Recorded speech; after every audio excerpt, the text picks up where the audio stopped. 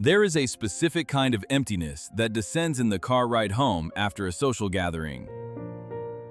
It is a strange, hollow feeling because by all external metrics, the evening was a success. You were charming, you told the funny story that always lands well. You asked the right questions and listened with intent. You laughed at the right moments. People smiled at you, hugged you, and told you how great it was to see you. Yet as you turn the key in your front door and step into the silence of your own home, you feel as though you have not been seen at all. You feel like a ghost who just spent 3 hours haunting a room full of living people. You might wonder why you feel so lonely when you have just been surrounded by affection. You might wonder if you are ungrateful or if there is a hole in your heart that cannot be filled. But the truth is more nuanced. You are feeling lonely because you spent the evening performing a version of yourself that is designed to be liked, rather than offering the version of yourself that can be known. You were understandable to everyone in that room, but you were not truly known by any of them. And there is a world of distance between those two states. Let us give this experience a name. We can call it the chameleon paradox. A chameleon changes its colors to match its environment, usually as a survival strategy. It blends in to stay safe. Many of us learn this skill very early in life. Perhaps you grew up in a home where the emotional climate was unstable, and you learned to read the room instantly to avoid conflict.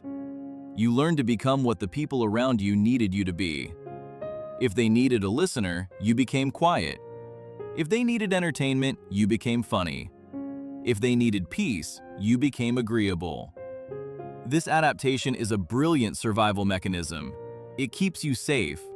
It stops people from attacking you or rejecting you. But as you carry this strategy into adulthood, it begins to exact a heavy price.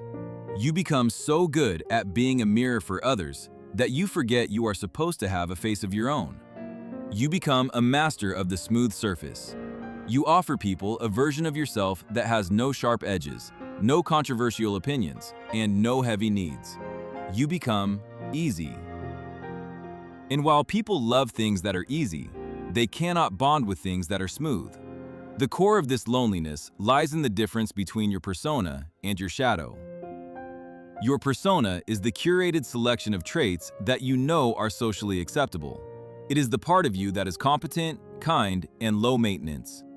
Your shadow, however, is where your humanity lives. It holds your insecurities, your petty jealousies, your weird obsessions, your grief, and your anger. When you keep your shadow hidden to ensure you are liked, you unintentionally send a message to your own subconscious. You tell yourself that you are only lovable as long as you are hiding. This creates a terrifying internal reality. Even when people say, "I love you," you cannot fully receive it. A voice in the back of your head whispers, "They love the mask. If they saw what was underneath, they would run." So the more praise you receive for your persona, the more fraudulent and isolated you feel. You are trapped in a prison of your own competence. You are starving for connection while holding a feast for everyone else. It is important to understand that being understandable is safe, but being known requires risk. Being understandable means you fit into the boxes people have for you. You are the reliable friend or the smart colleague. These are two-dimensional characters. Being known means stepping out of the box and becoming three-dimensional. It means revealing the parts of you that might not make sense immediately. It means showing the parts that might cause confusion or friction. We often avoid this because we have a deep fear of friction. We believe that a good relationship should be smooth and effortless. We think that if we disagree, or if we are difficult, or if we have a bad mood, we are failing. But let us reframe this. Friction is actually necessary for intimacy. Think about physics. Two perfectly smooth objects cannot hold on to each other. They slide apart. To have traction, to have a grip, you need texture, you need roughness. Relationships are the same. If you are perfectly smooth, perfectly agreeable, and perfectly fine all the time, no one can get a grip on you. You just slide through their lives, pleasant but ephemeral. To be held, you must offer some texture. You must offer your edges. This is terrifying because edges can snag, edges can cause conflict. But those edges are also the only things that allow another person to truly hold on to you. This leads us to a difficult truth about the people in your life. It is possible that some of them actually prefer the mask. Some people are only looking for mirrors, not windows. If you start showing your true self, some people might indeed drift away. This is the risk that keeps us paralyzed. We would rather be half loved by many than fully known by a few. But the cost of that safety is the profound loneliness you feel right now. The shift from being a chameleon to being a person does not have to happen all at once. You do not need to tear off the mask and scream your deepest secrets to a crowded room. You can begin with what we might call safe experiments and friction. This means intentionally showing a small, unpolished piece of yourself to a person you trust, just to see what happens. It might look like disagreeing with a friend about a movie everyone else loved. It might look like admitting, "I'm actually really tired and grumpy today," instead of forcing a smile. It might look like asking for something you need, even if it feels inconvenient. These are small moments of texture. You are testing the hypothesis that you will be rejected if you are not perfect. When you drop the act, even for a second, you are issuing an invitation. You are inviting the other person to stop performing as well. When you say, "I feel insecure about this," you give them permission to be insecure too. When you stop being the strong one or the easy one, you change the contract of the relationship. You move it from a transaction of pleasantries to an exchange of humanity.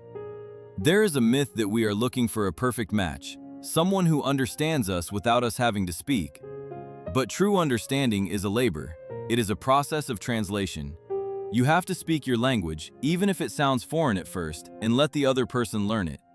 You cannot wait to be guessed. You have to let yourself be seen, even when the lighting is unflattering. Imagine what it would feel like to sit with a friend and not have to monitor your own face.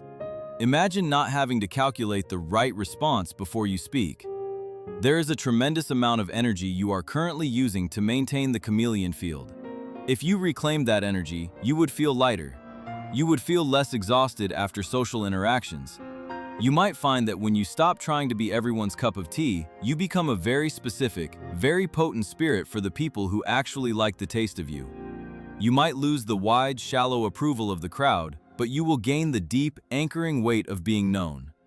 The loneliness you feel is not a life sentence. It is a signal. It is your soul telling you that it is tired of playing hide and seek. It is waiting to be found. But to be found, you must come out of your hiding place. You must make a sound. You must be willing to be a little bit difficult, a little bit complex, and a little bit real. What would happen if you let one person see behind the curtain this week? How would it feel to trade the safety of being liked for the terrifying, wonderful possibility of being known?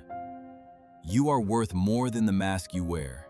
You are worth the effort it takes to know you.